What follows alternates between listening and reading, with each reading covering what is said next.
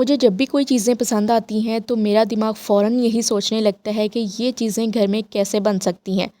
جب بھی میں کوئی چیز بناتی ہوں آپ لوگوں کے ساتھ ضرور شیئر کرتی ہوں، بھلے وہ فیبرک سے بنے، سیمنٹ سے بنے یا پھر کسی اور ویسٹ مٹیریل سے۔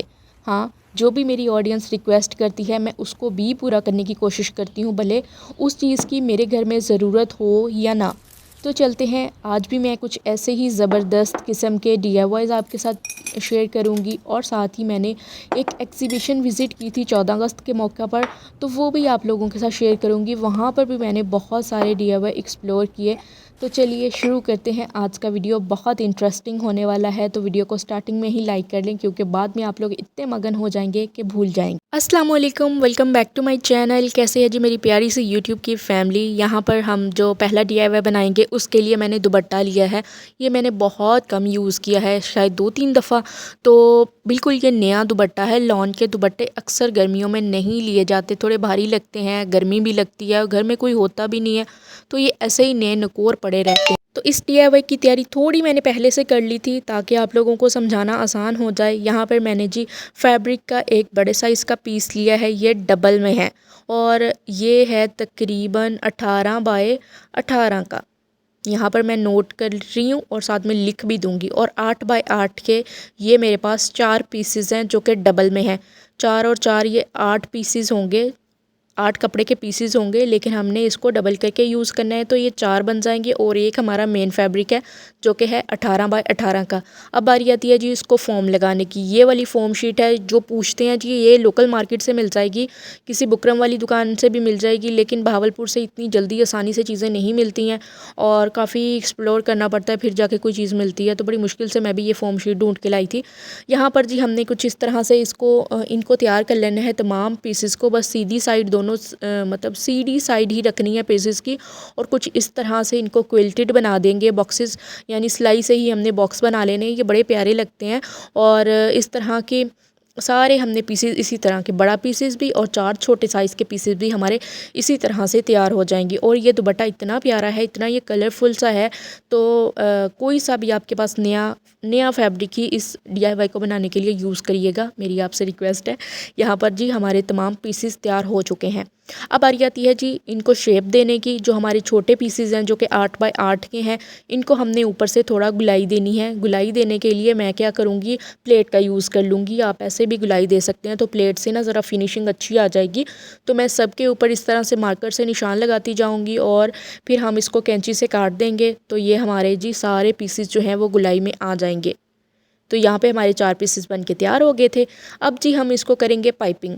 پائپنگ ہی نیٹ لگتی ہے، آپ چاہیں تو لیس لگا سکتے ہیں، لیکن اوپر سے منہ کھلا رہے گا کپڑے کا، کیونکہ ہم نے اس کو باہر سے سلائی کیا ہے۔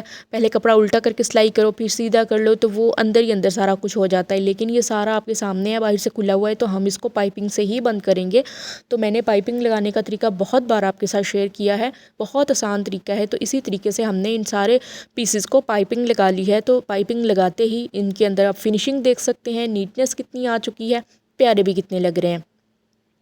اب ہم نے ان سارے پیسز کا بھی درمیان نکال کے نشان لگا لیا، اور یہاں پر بھی ہم نے اس کے بھی 4 نشان لگا لینے ہیں، کیونکہ ہمارے پاس 4 پیس ہیں تو ہم 4 نشان لگائیں گے۔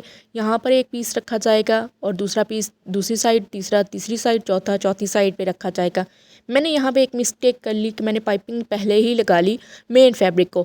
اب کیا کریں گے، پائپنگ جو ہے نا یہ فلیپ اٹیچ کرنے کے بعد ہی پائپنگ لگائیں گے۔ پھر میں نے تھوڑی تھوڑی نکال لی تھی، جہاں پر ان فلیپس نے لگنا تھا میں نے یہاں پہ تھوڑی پائپنگ ادھیڑ لی، پھر میں نے یہاں پہ فلیپ رکھ کے سلائی لگا دی۔ تو یہ آپ کے سامنے ہے، کتنا پیارا بن چکا ہے، بہت آسان یہ طریقہ ہے۔ تو آپ یقین کریں یہ کوئی 15-20 منٹ میں تیار ہو جائے گا، ہارڈلی آپ کو آدھا گھنٹہ لگے گا۔ ہم نے کچھ ویڈیو بھی ریکارڈ کرنی ہوتی ہے، ہر کلپ آپ کے ساتھ ایکسپلین کرنا ہوتا ہے، تو ہمیں تھوڑا ایکسٹرا ٹائم لگ جاتا ہے، لیکن بہت آسان طریقہ ہے۔ اس کے بعد ہی ہم نے فیبرک کی اندر والی سائڈ پہ، یعنی کہ اندر والی سائڈ پہ کچھ اس طرح سے ہم نے نشان لگائیں یا نہ لگائیں، لیکن اس طرح سے ہم نے سارے کونے پکڑ کے سلائیاں لگا دینی ہیں۔ میں ابھی آپ کو دکھاتی بھی ہوں، یا آپ کے اندر کی طرف لگائیں گی۔ کچھ باسکٹس ہوتی ہیں، میں نے کافی باسکٹ ایسی بلکہ شیئر بھی کی ہیں، جن کی سلائیاں کچھ اس طرح سے باہر نکلی ہوئی ہوتی ہیں، مطلب یہ جو کونے ہیں باہر کی طرف نظر آتے ہیں، لیکن ہم یہ اس کو اندر کی طرف کر لیں گے۔ یہ دیکھیں یعنی میں نے الٹی سائڈ پہ سلائی لگائی، جو پائپنگ ہم نے الٹی سائڈ پہ کی تھی وہیں پہ ہی یہ سلائی لگی ہے۔ تو یہ ہمارے فلیپ اس طرح سے بند ہو گئے ہیں۔ یہ ہماری بن گئی ہے روٹی باسکٹ۔ پچھلے دنوں مجھے روٹی باسکٹ کی بھی ریکویسٹ آئی تھی، میں نے سب کچھ نوٹ ڈاؤن کیا ہوا ہے، پلیز آپ لوگ تھوڑا ویٹ کیا کریں، بہت بار بار کمنٹ آنا شروع ہو جاتے ہیں، میں نے یہ ریکویسٹ کی تھی، میں نے وہ ریکویسٹ کی تھی، تھوڑا ویٹ کر لیا کریں۔ میں نے کچھ اور ویڈیوز بھی ریکارڈ کر کے رکھ لی ہیں، تو وہ آنے والے ٹائم میں آپ کے ساتھ شیئر کروں گی۔ مجھے سب کی ریکویسٹ پتہ ہوتی ہے، جیسے جیسے کوئی میری کمنٹ جو ہے میری نظر سے گزرتا ہے میں اس کو نوٹ کر لیتی ہوں تاکہ آپ لوگوں کے ساتھ شیئر کر سکوں۔ تو یہاں پر جی ہم نے یہ رکھ کے دیکھے، صبح کا ٹائم ہے، یہاں پہ پراٹھے بن رہے ہوتے ہیں صبح صبح، تو میں نے آپ کو رکھ کے دکھا دیا۔ تو اب آتے ہیں اپنے اگلے آئیڈیا کی طرف۔ یہاں پر ہم نے کپڑے کے 4 پیسز لیے ہیں، 2 بلیک ہیں 2 بلو ہیں، بس کنٹراسٹ میں نے کچھ اس طرح سے فیبرک رکھ لیا ہے۔ تو آپ کے کپڑوں میں سے بچا ہوا پیس ہے نا، اس کو کبھی بھی ویسٹ نہ کیا کریں، وہ گھر میں کوئی نہ کوئی DIY بنانے کے کام آ جائے گا۔ اگر آپ میرے چینل پہ آتے ہیں، روز ویڈیوز دیکھتے ہیں، تو میں آپ کو کچھ نہ کچھ تو سکھا ہی دوں گی، گھر میں DIYs بنانے، فیبرک کا ری یوز کرنا تو سکھا ہی دوں گی۔ تو یہاں پر جی ہم نے ان پیسز کو کچھ اس طرح سے رکھ لیا، اوپر نیچے فیبرک، درمیان میں فوم شیٹ رکھ لی ہے۔ اچھا، یہ فوم شیٹ میں بالکل بھی جان نہیں ہے، اس کے اوپر سلائی نہیں ہوتی ہے، اس کے اوپر کپڑا رکھو یا کاغذ رکھو پھر یہ سلتا ہے۔ ایک اور میرے پاس فوم تھا، وہ پتہ نہیں کہاں سے آ گیا، لیفٹ اوور ہی تھا، وہ بہت اچھا ہے، وہ بہت تھک بھی ہے، اس کے اوپر سلائی بھی آرام سے ہو جاتی ہے، لیکن یہ تو کسی کام کا نہیں ہے۔ یہاں پر آپ دیکھیں، اس کے درمیان میں بھی میں نے یہ پیس تیار کر لیے تھے، اوپر ہم نے بلکہ 2 پیس رکھے کپڑے کے، سب سے نیچے ہم نے فوم رکھا، درمیان میں فوم نہیں رکھنا، سب سے نیچے فوم رکھنا ہے۔ اب باری آتی ہے جی اس کو سلائی لگانے کی، ایک سلائی ہم نے یہاں پہ لگانی ہے، ایک سلائی ہم نے یہاں پہ لگانی ہے۔ لگانے کے بعد اس کو ہم جی کچھ اس طرح سے لا کے سیدھا کر لیں گے۔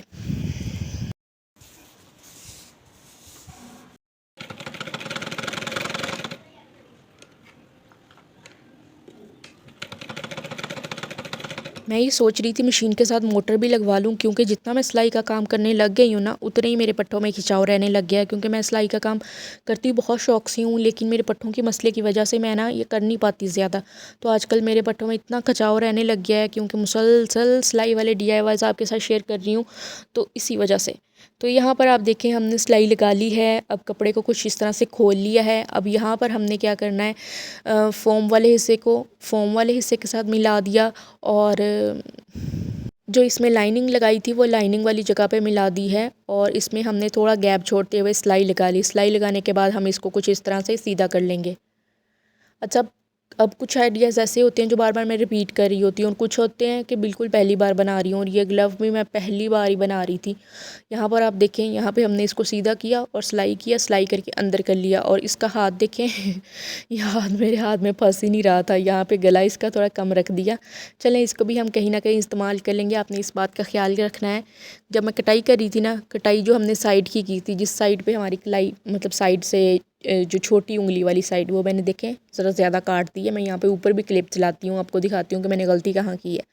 تو بس آپ نے یہ غلطی نہیں کرنی، تو میرے ہاتھ میں بھی نہیں پھنس رہا تھا، اس کو میں یوز کر کے دکھاتی ہوں کہ گھر میں یہ ہونا چاہیے کہ ہم اس کو کس طرح سے استعمال کر سکتے ہیں۔ یہاں پر آپ دیکھیں میں نے کچھ کلپ بنائے تھے، یہ دیکھیں ہم نے گلو ہاتھوں میں پہن لیے ہیں، تندور میں روٹی لگا رہے ہیں، یا پھر آپ ایئر فرائر میں سے، اوون میں سے کوئی چیز نکال رہے ہیں، تو ہاتھ بہت جلتے ہیں، مطلب ہاتھوں پہ بہت سیک پڑتا ہے، اور کچھ لوگوں کو بالکل بھی برداشت نہیں ہوتا، تو آپ اس طرح کے گھر میں بنا سکتے ہیں۔ بعض شہروں میں یہ چیزیں ملتی نہیں ہیں آسانی سے، تو آپ گھر میں بنا سکتے ہیں، بس تھوڑا ہاتھ سے کھلا رکھیے گا تاکہ آرام سے پہنایا جا سکے۔ اگر میں پتلی ہوتی تو میں یہ پہن لیتی آرام سے، ورنہ یہ میرے پورا نہیں آیا۔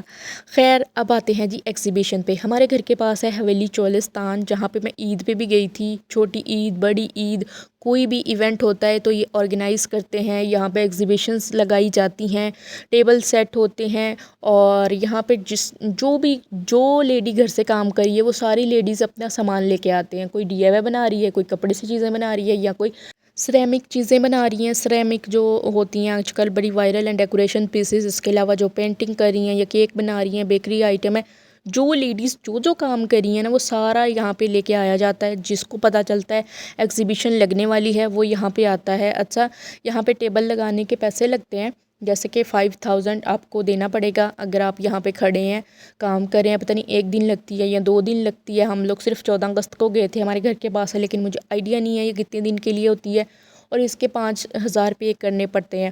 یہاں پر آپ اپنی چیزیں لے کے آ سکتے ہیں. بعض لوگوں کی چیزیں بہت اچھی سیل ہو جاتی ہیں. اب یہ جو لیڈی تھی نا، ان کا سامان اتنا مجھے حسین لگا. یہ ڈی آئی وائی کرتی ہیں، خود یہ ٹیچر ہیں. میں نے ان کا آن لائن ہینڈل آپ کے ساتھ شیئر کر دیا ہے. اور یہ چیزیں بنا کے ابھی سیل کرنے نہیں لگی، لیکن گھر پہ یہ بنا کے خود یوز کر رہی ہیں. اور میں نے ان کا ہینڈل شیئر کر دیا. اب اگر آپ لوگوں کو چیزیں پسند آتی ہیں تو آپ ضرور ان سے پرچیز کریں. مجھے ان کی چیزیں بہت زیادہ پسند آئیں. اتنی فنیشنگ تھی، اتنی نیٹنس تھی. تو میں انشاءاللہ ضرور مولٹ وغیرہ لے کے نا یہ چیزیں آپ کے ساتھ شیئر کروں گی. بھاولپور ایسا شہر ہے کہ یہاں سے نا آسانی سے چیزیں ملتی نہیں ہیں. لوکل مارکیٹ سے اگر مل بھی جائیں تو بڑی مہنگی ہوتی ہیں. لاہور ہو گیا، یہ فیصل آباد ہو گیا، یہاں سے یہ چیزیں نا مجھے لگتا ہے کراچی سے ایسی چیزیں مولڈ اور یہ وہ چیزیں جو ہیں آرٹ اینڈ کرافٹ کی، یہ سستی پڑتی ہیں اور مارکیٹس بھی زیادہ ہیں بھاولپور کی نسبت. تو یہاں پر آپ دیکھیں یہ گھر سے بزنس کر رہی ہیں اور انہوں نے بھی، ان کی فنیشنگ بھی بہت اچھی تھی.